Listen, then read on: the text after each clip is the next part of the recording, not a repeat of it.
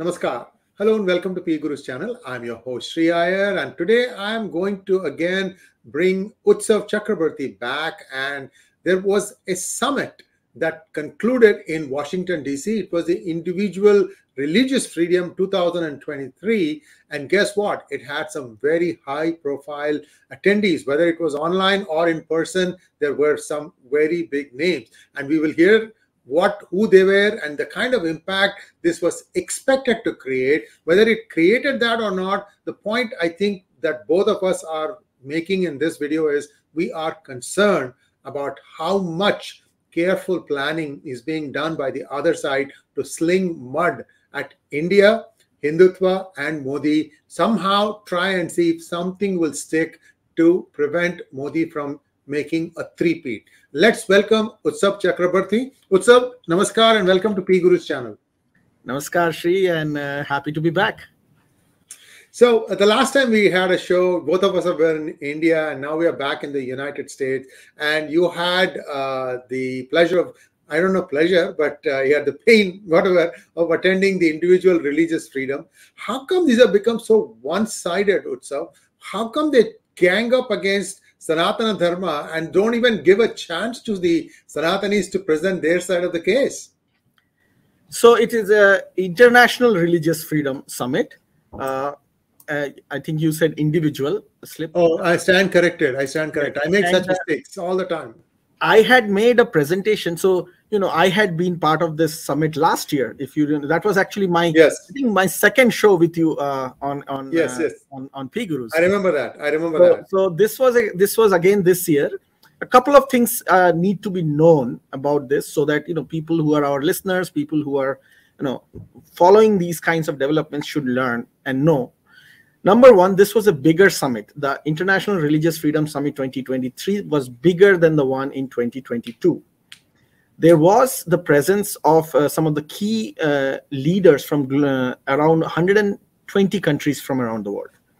So big leaders, 120 countries around the world. I will go into the details, some really juicy details of some of the leaders who were there. There was also the head of the National Endowment Foundation, which is, for those who follow these things, is a very critical organization, NED, National Endowment for Democracy, NED. He was there for 2 days. And so were about 4 congressmen, current congressmen, and about 3 or 4 ex-Congress members of Congress. So this was a very high-profile event as well. And there was Tony Blinken, the current Secretary of State. He was one of the keynote speakers. First Lady Jill Biden was there. So it was as high profile as it can get in Washington, D.C. You only were missing the President of America. And as last year, there was no Hindu representation. As you can see, last time I spoke about the new organization we are forming to further our goals in D.C. Hindu Act and HinduAction.org is the website, Hindu-action.org. And, with $121 still in the bank account, we went there. And we were doing what we could do. And, you will see that there is this real challenge that we are facing. And if you show the PowerPoint, I'll show you some interesting. So this is, this was over a 3-day event. The first day was at the Capitol Hill. And in the morning, they did outreach to lawmakers. So everybody who was a participant at the International Religious Freedom Summit had the opportunity to go from office to office to meet lawmakers. And then in the evening, there was a reception at the Capitol Hill. And the photograph you see is from the reception. And there were people from multiple countries, as I said, more than 120 countries. Some of the key issues that were addressed was related to China, related to India, and some issues, because now Russia is in the news, so Russia was also dragged in, and a lot of Ukrainian presence was there, and Pakistan was actually the good news about this part was that Pakistan was also discussed significantly. This event was primarily a Christian-run event. There were a lot of Christian organizations. And Pakistan was discussed by them. There was no discussion on Hindu minorities in Pakistan, which is the largest religious minority in Pakistan. But there was a significant amount of discussion on the Christian religious minority in Pakistan and the Ahmadiyas, who were very strongly present there in the summit. So that was a good side of the summit. If you go to the next slide, I'll show you some of the negatives that were there. There was a strong anti-India presence. Last year, there was more anti-India presence. So if our listeners, our viewers go and look at the slide from last year, our presentation from last year, they would see that last year there was a very strong Khalistani presence. They had a prime spot with, openly promoting Khalistan. But this year, thankfully, because of whatever we were doing, the noises we made, your show, the message reached the organizers, and there was no Khalistani presence this year. Intentionally or unintentionally, that was good. Maybe all of them went to Australia to beat up Indians there. I don't know. Don't tell me the name PGurus figured in some of these talks or slideshows. Well, a lot of people say that they watch PGurus. I did not hear anybody there who mentioned PGurus, but anybody I talked to amongst the Hindu American community in general, they know me by seeing my videos from PGurus. And I introduce myself and they're like, yeah, I saw you at PGurus. Actually, one person at the summit, a person of Korean origin, has seen our video on PGurus on I think it was on IAMC. Oh, I see. And that person did refer to this video about IAMC. Interestingly, IAMC was not there with a table, unlike last year. So that was also no Khalistani, no IAMC table. Something happened. But IAMC people were roaming around. IAMC people were roaming around and trying to do advocacy and lobbying as much as they could. What was interesting is that there was this gentleman called Rakib Hamid Nayak. And this fellow is very infamous. He's a Al Jazeera journalist. And he has been continuously running an anti-Hindu agenda over the last few years. And one of the statements that that he made at the summit as part of a group, and this is Hindu Action Twitter account, we tweeted this, is that these Hindus and Indians use yoga and democracy to convince the world that they are nice people. They are not. And this is something he's explaining to American audiences sitting around and having a discussion. So if this is not Hinduphobia and targeted anti-Hindu campaign, then I don't know what is. Please go ahead. So is he from Pakistan? No, he's a Muslim of Kashmiri origin from India, but I think he lives somewhere in the Middle East. Okay, so this person should know that there is a significant amount of Hindu blood in him. His last name Nayak gives the game away. And Nayak is typically the village chieftain, the chief. Nayaka is head. Nayak, Nayaka, Nayar, Naidu, Nayak, Nayakar, all this, everything, Naik, N-A-I-K, everything is the same. Okay, so he is basically running away from his Charitrahin people. I'm telling you this. Anyway, okay, he's screaming that he is part Hindu. He's screaming. Go ahead. And the thing is that he's I keep making this Freudian slip. He's an Al Jazeera journalist. He's an Al Jazeera journalist, so you don't expect more than that from him. So that was something that was really interesting, and there were other conversations that many of these individuals are doing on a sideline basis. They were not included in main conversations, unlike last year. So that was a very encouraging thing this year. So I think all the noise we made over the year about USC IRF and about International Religious Freedom Summit has reached some places. And it's still a space where Hindus are going to be unwelcome. If you go there as wearing a Hindu organization badge, it is very it's a weird feeling, because everybody's looking at you as if you are a Nazi. You're walking around with you're goose stepping around that area somehow. So did you dress up for the occasion, like having a Angavastra with a Modi jacket and Panchakacham and all that? No. I was just wearing a suit and a tie, and I was trying to learn. Blending in as much as I can. But there was a gentleman from ISKCON who was there in full traditional dress. He was not part of any forum, but he was there, and this is something that we need to appreciate. That you at least have to appreciate the ISKCON people. They take the 100% jump. They shave their head. They leave a tiki. They'll wear the traditional dress, including they wear panchakacham. I mean, it is so correct. That is the right way to represent. I mean, so they've embraced it all the way. That's how I see it. Please go ahead, Utsav. This is your show. Not just that. What was unique and about the person who was there?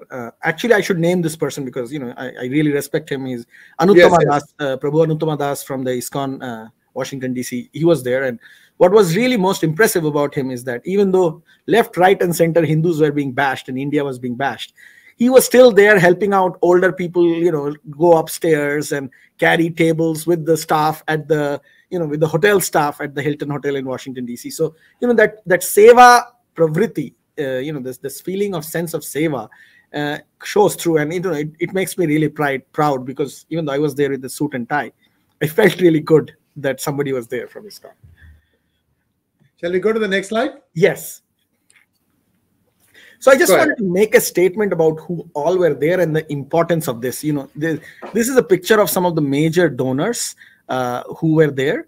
And you can see Meta is one of them. And some of the other big institutions who were, Global Christian Relief and Billy Graham, these are all multi-million-dollar Christian evangelist institutions. They're very old American institutions. They're very powerful. But there was also, New York University, NYU Law, it was a whole spread of power brokers that were part of this, including Meta. And there were some concerning things about the person who was there as a consultant representing Meta. That person actually was not very favorable towards India and had really negative things to say about Modi, irrespective of not knowing the facts. Did you take him on and tell him, listen, if you think you are so right, why don't you give me an invite and I'll come and talk to you people in your headquarters? Did you ask him that? That's what I asked her. So I requested her that, it is important that they learn how to separate information from disinformation. And if they keep an open mind about that aspect of separating what is information and disinformation, they could use help from us. I'm not saying they have to listen to what we are doing, but at least having another opinion from people who are subject matter experts will help them. And I did give that offer to her. Next time you come across such people, Utsav, just ask them if they are consultants are hired for just that event, or are they full-time employees of Meta? Because there is a consultant, yes. Yeah. So there's always this plausible deniability. Exactly. Oh, well, we didn't really think that person would say that, or perhaps they weren't really that well versed. I mean, why did you put them in the first place? They are actually, you're lending them your logo. That means you're responsible. Exactly. Not just that, they are also playing a key role in deciding what videos go online and what videos get banned. This person was responsible for helping Meta make that call, even though this person was a consultant. So, this is the thing that we have to be very careful. And it's not just Meta which is doing it. I think I'm pretty sure other companies are also, probably using in this. Utsav, my handles are all shadow banned. And I can tell you, for the amount of intellectual heft that PGurus videos provide, we should be 10 times our viewership. But these people are deliberately suppressing it. And again, I have not got, maybe 10-15% is about Hinduism or Sanatana Dharma. The rest of the stuff is all important information that affects the entire humanity. Correct. Not just that. What you are providing is fact-based, yes, evidence-based, and actually helps people form opinion, which is very important because, otherwise it's just going to be one-track propaganda that keeps getting spewed out. So, it's unfortunate, but I understand what you have to deal with because this is the kind of space they are operating in. So next slide. Well, yeah. Go ahead, please. No, go ahead. No, what I was going to say was, Meta is on a slippery slope now, sliding downhill, just like Twitter is. I mean, Elon Musk or no Elon Musk, the overall thing now is getting worse in that audience is moving away from Twitter as well as Facebook. They are moving into Instagram and some more dangerous channels such as 4chan and Telegram. I don't even know if there are any new channels that are new social media platforms that are coming up. God only knows. But what happens is these are all silos. A viewpoint gets amplified, and then it kind of erupts in the form of somebody taking law into their own hands. That's what we want to try and prevent. Absolutely. Absolutely. Yeah, go ahead, sir. So this is another interesting thing, and I think our listeners, in India, especially those who are in India, would find this very fascinating. That at this event, at the International Religious Freedom Summit at the Washington Hilton Hotel in 2023, on January 31st and February 1, both the days, the organizers were trying, the Islamists and some Christian evangelist groups, not all, but some, were working together under the banner of International Society of Peace and Justice. Look at the the name, to show this movie that has been the BBC movie against the India on Gujarat riots, and which targets Prime Minister Modi. So they actually booked a room, and in the evening after the days things were over, so that it's not officially under the banner of IRF summit, they went around circulating flyers to everybody who was there, and they said, oh, it's not really part of the IRF summit, because they didn't want the organizers to kick them out. But sneaky, very sneaky, and they circulated this around, and they did a show of the movie in the evening.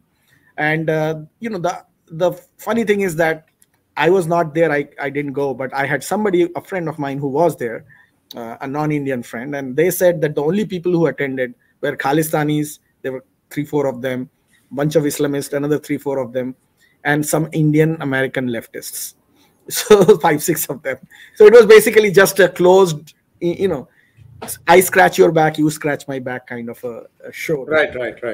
Which made me relieved. But the fact that they are so desperate to do this, and it just shows, it tells people like us that there is a real effort to destabilize India, and a real effort to unseat Prime Minister Modi's government across the world. Go ahead. So now there is the interesting part here. Before this event actually started, a couple of Pakistani newspapers started publishing the news that Shah Mahmood Chaudhry, Sultan Mahmood Chaudhry, who is the president of Pakistan-occupied Jammu and Kashmir, or they call it quote unquote Azad Kashmir. He is going to be attending the National Prayer Breakfast, which is a very high-profile event in Washington, D.C. And interestingly, the National Prayer Breakfast's Christian missionary sponsors had a room at the IRF summit, which also they called the National Prayer Breakfast. Even though the actual National Prayer Breakfast was happening at the Capitol Hill with no connection to this event. So somehow in Pakistani newspapers, they started creating this whole noise that, Sultan Mahmood Chaudhry from POK has been invited to the National Prayer Breakfast. So I was like, okay, fair enough. I saw that news item. Let's see what he does at the Capitol Hill. And then he's nowhere to be seen. And then in the afternoon, not in the morning of the National Prayer Breakfast, but in the afternoon at the IRF summit, at the room where the National Prayer Breakfast room was set up by the Christian missionary sponsors, lo behold, you see not the so-called president of Pakistan-occupied Kashmir, but the foreign minister of Pakistan show up there. And he was hanging around. Bilawal was like literally going from room to room, and he was accompanied by a group of Pakistani Christians, which is very interesting because it tells you that in Pakistan there is now an understanding that the Islamic branding is not going to cut too far into the ice in Western countries. I mean, they have been branded as terrorists and jihadists so much that the only thing they can do to walk around in Washington, D.C. is to have a bunch of Christian groups around you from Pakistan. Two observations. Don't they say that Bilawal Bhutto is Pakistani's Pappu? They do say that. So Mr. Pakistan Pappu, Yeah. Mr. Pakistan Pappu, your grandfather was Zulfikar Ali Bhutto. His mother was Hindu.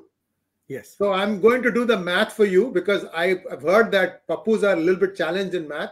That makes your grandfather 1/2 Hindu, your mother 1/4 Hindu, and you 1/8 Hindu. You cannot run away from it. Not just that. I mean, if you go back 5 generations, they were all Hindus. I mean, Bhutto is a Rajput last name, who were all Hindus before they were converted to Islam, and that is the story of Pakistan. I mean, in fact, barrister, quote unquote, barrister Sultan Muhammad Chaudhry, the president of Pakistan occupied Kashmir, was also a Hindu. He's the Punjabi speaking Hindu, most likely from the Lohar clan, which was in the area of the Muzaffarabad and Sudan Gali and all those areas in POK. So they were all Hindus. They know that. That's why they are more upset, and that's why they hate Hindus more, because they know that they were all Hindus. So they are sticking it to him themselves, thinking that they are sticking it to Hindus. But that's what happens when you are infected by this ideological strain, and it makes you, it turns you into zombies, for lack of better phrase. Let's keep moving. Enough space for Mr. Bhutto of Pakistan. Yeah, and then he walked around and he hung around and tried to shake a few hands. You will see, ironically, right behind him, his shoulder, there are a couple of Jewish American leaders standing. So that would have been right. If he I can see the yarmulke. See the yarmulke. Yeah. So they would have had a good conversation with them. Have you watched Heraldo shows? No, not really. No. Okay, this was the 80s and early 90s when I was still a student. I used to watch this guy. He used to have one side of the aisle completely Palestinians, the other side is Jews, and then they'll come and beat each other up on the stage. One time, one guy took a swing. He missed the intended person for whom the swing was intended for, and he found the nose of Heraldo and he broke his nose. I have heard about that. I mean, people make fun of Heraldo Rivera years after that on that issue. Like, they say, how is your nose doing? I think I heard that in one of the interviews. That's like 20 years later, like a couple of years ago. Yeah. Okay. Then they started making names like Waldo, Faldo, Heraldo, and all that stuff. So, shall we go to the next slide? Yes. So I think this slide should have been the slide before that. Well, this is the slide which I was trying to show where, they announced in Pakistani newspapers that AJK, or Pakistan occupied Kashmir president, is going to attend the national prayer breakfast. He obviously didn't make it there. I heard that he went to a hotel right next door to the Washington Hilton and did a press conference with Pakistani media, like 5-6 channels, Dawn and PTV and L, and they posted pictures of that. So it looks like he was almost there, but he was not there. This almost there business, I'm reminded of an incident that took place. There was a British MP who was chiding the British Hindus and British Indians who were coming up in cricket grounds and cheering for the Indian cricket team. Okay, so I am British and I am proud of it. And this was the movement he started. And it started gaining some ground. I'm talking about 15 years ago. And then at that point of time, one French company was actually managing the power distribution in London. Okay. You know what they put out? We are almost British and we are proud of it.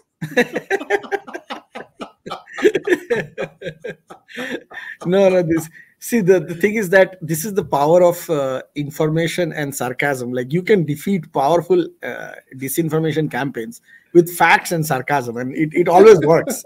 It always does. Okay, next one, please. Here we go. I think this is a alphabet thing. Chart. Yeah, it's a network chart that I used last year as well in our presentation. So it was from DisinfoLab, and I'm pretty sure by now most people are familiar with what DisinfoLab's research has been. And in this, you can see the role of IAMC and all these Islamist organizations, their connection to Kashmiri separatists, their connection to Indian extremists, whether it is Harsh Mandar, 𝙤𝙧𝙤𝙪, Sheikh Ubaid, or Bhajan Singh Bhinder, the Khalistanis, Peter Frederick. So it's a network diagram that continues to resonate, because at the IRF summit, the people who were mentioned last year, they were all there. 𝙒𝙧𝙤𝙪 was there. He was pounding the pavement, trying to lobby as much as he can. This is something that we have to constantly keep ourselves aware of.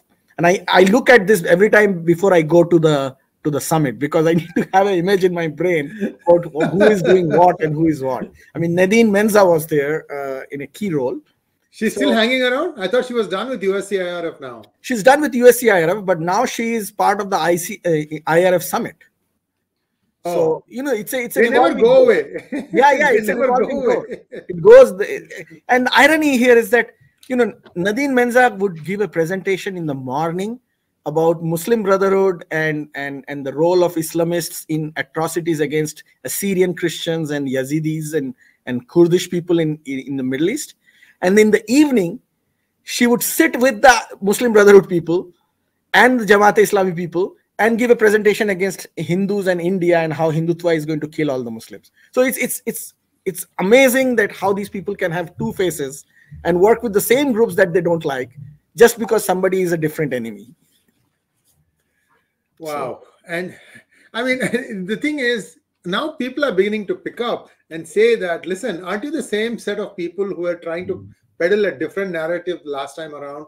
And this runs out very fast. I'm glad that to some extent that, PGurus, you and Hindu American Foundation and a few other places, everybody is at it. We are trying to show the mirror to their faces to understand that, look, you guys are, you've had your act for a while, but now, we are going to rebut you every step of the way. Utsav, concluding thoughts, what we need to do. There's a lot of stuff that I can think of that Indian Americans need to do. For instance, if you happen to be in the DC area, why don't you go and participate? We will start putting out these things ahead of time so you can plan your day, maybe for a 2-3 hour event. Go not just as one person, go as 3 or 4, because what happens then is, if you want to take somebody on their face and start talking, you have 4 or 5 people. That will make them behave a little bit differently than if you are just by yourself. Please go ahead, Utsav. No, you are absolutely right. And last year as well as this year, the thing I felt going to these summits was that we really do not take these things that seriously as yes. And as American foreign policy